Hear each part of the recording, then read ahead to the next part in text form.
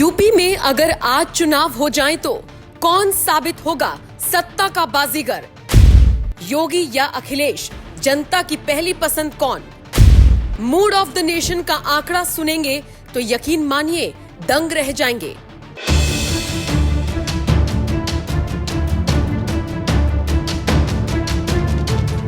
चार जून को आए लोकसभा चुनावों के नतीजों ने एक बात तो साफ कर दी कि बीजेपी में सब कुछ ठीक नहीं है। फिर चाहे वो योगी और अमित शाह हो, योगी और केशव प्रसाद मौर्य हो, नड्डा और आरएसएस हो, मोदी और योगी ही क्यों ना हो।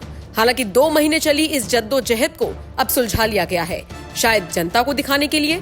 तभी तो वो केशव मौर्य जो कल तक हर मोर्चे पर सीएम योगी से दूरी बना रहे थे, वो केशव मौर्य अब खुलकर उनकी तारीफ कर रहे हैं, उन्हें देश का सबसे बेहतरीन सीएम बता रहे हैं। अंतर्कलह खत्म हुई कि नहीं, ये तो फिलहाल बीजेपी के अंदर की बात है, लेकिन यूपी में बीजेपी के हाथ से गई सीटों की भरपाई कैसे होगी, इसे लेकर सार्वजनिक तौर पर मंथन चल रहा है। इसी बीच अब एक सर्वे कराया गया है जिसमें यह तय हुआ है कि अगर आज चुनाव होते हैं तो योगी और अखिलेश के खाते में कितनी कितनी सीटें आ सकती हैं। इंडिया टुडे के मशहूर मूड ऑफ द नेशन सर्वे को अगस्त में ही पूरा किया गया है और जो आंकड़े सामने आए हैं वो आपको हैरान कर देंगे। आंकड़े आपको बताएं उससे पहले ये जान लीजिए कि हाल ही में जब लोकसभा चुनाव हुए तो यूपी में बीजेपी के खाते में 33 सीटें आई थी, जबकि एनडीए 40 का आंकड़ा छू पाया। फिर बात सपा की करें तो 37 सीटें तो अकेले समाजवादी पार्टी ही ले आई।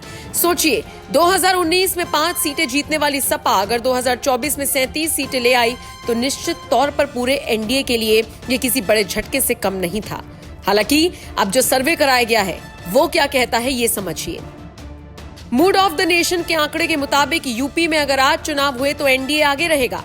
सर्वे में एनडीए को 39 जबकि इंडिया गठबंधन के खाते में 40 सीटें जाती दिख रही हैं। एनडीए में बीजेपी को 35, अपना दल को 2 और आरएलडी के खाते में 2 सीटें जा रही हैं।